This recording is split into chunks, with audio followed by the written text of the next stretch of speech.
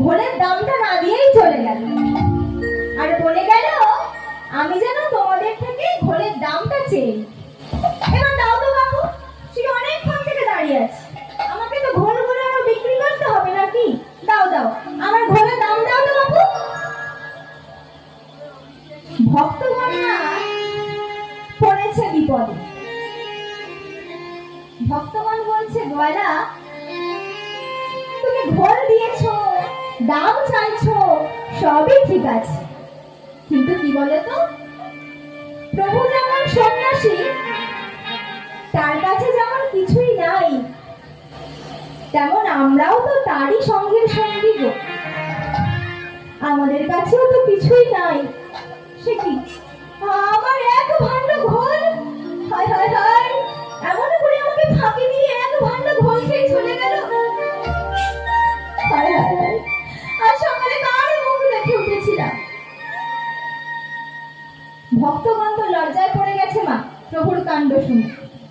তারা আর কি করে, যে যার মতো পাশ কাটিয়ে চলে যাচ্ছে, আর গোয়ালা বসে বসে মাথায় হাত দিয়ে কাঁদছে। একদিকে কাঁদছে আর একদিকে মনে মনে ভাবছে বাকি ঘোলগুলো তো আমায় বিক্রি করতে হবে। তাই চোখের জল মুছে যেই না বাঘটা কাঁধে নিতে গেল, ওরে বাবা,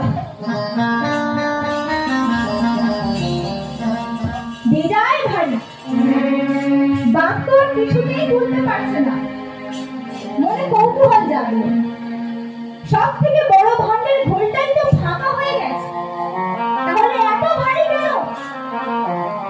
যেই না মনে কৌতূহল জেগেছে মা উপর থেকে ছোট ছোট ভাণ্ডগুলো নামিয়ে যেই না সেই শূন্য ভাণ্ডটার দিকে চাইলো, গোয়ালা দেখলো সেই শূন্য ভাণ্ড স্বর্ণ মুদ্রায় পরিপূর্ণ হয়ে আছে। আর কি জানতে বাকি থাকিল না, ভাণ্ড ফেলে রেখে ছুটতে ছুটতে চলেছে, ছুটতে ছুটতে গিয়ে আমার প্রভুর চরণ তলে